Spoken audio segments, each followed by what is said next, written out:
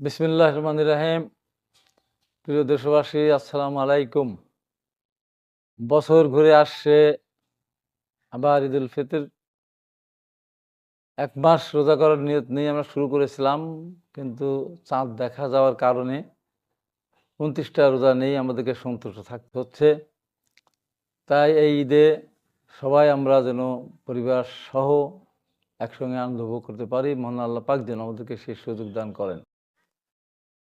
গত বছর এই দিনে আমি কেরানীগঞ্জ কেন্দ্রীয় কারাগারে ছিলাম। সেখানে ঈদের জামাতে নামাজ আদায় করেছিলাম এবং সেখানে আমাদের ৪৭ জন যে বিভিন্ন মেয়াদের আসামি ছিল, তার ভিতরে ফাঁসির আসামি মাহবুবুর রহমান পলাশ ওখানে ছিলেন। আমি ছিলাম সূর্যমুখীতে, উনি ছিলেন বকুলে।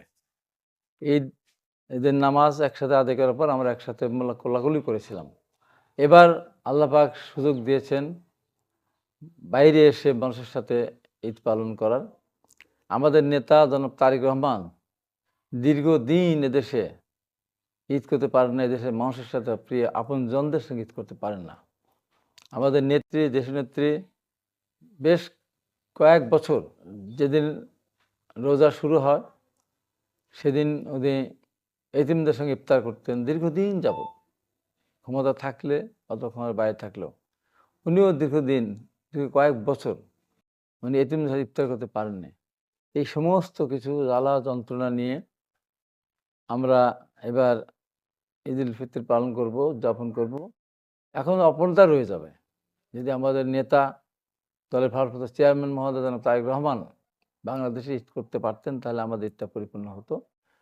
তাই আমি আপনাদের সবাইকে ঈদের শুভেচ্ছা জানাচ্ছি। সেই সাথে মহান আল্লাহ পাকের কাছে ফরিয়াদ করব আগামী বছরে যেন আমরা সুস্থভাবে রোজা পালন করতে পারি এবং আবার ঈদুল ফিতর আমাদের একসাথে ঈদের জামাতে আদায় করতে পারি, এই প্রার্থনা করে দেশের জন্য মঙ্গল কামনা করছে। আল্লাহ পাক যেন দেশের সুখ শান্তি বজায় রাখেন। বিগত সরকারের সময় যে সময় গুম, খুন, অত্যাচার, নির্যাতনের কারণে মানুষ ঈদের নামাজ পড়াতে দূরের কথা, আমরা দীর্ঘদিন জুমা নামাজ আদায় করতে পারিনি।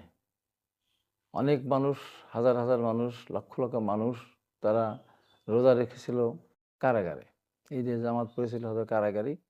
এবার হয়তো আল্লাহ পাক সেই সুযোগ আমাদের দিয়েছেন মানুষের সঙ্গে ঈদ পালন, ঈদ উদযাপন করা পরিবারের সঙ্গে।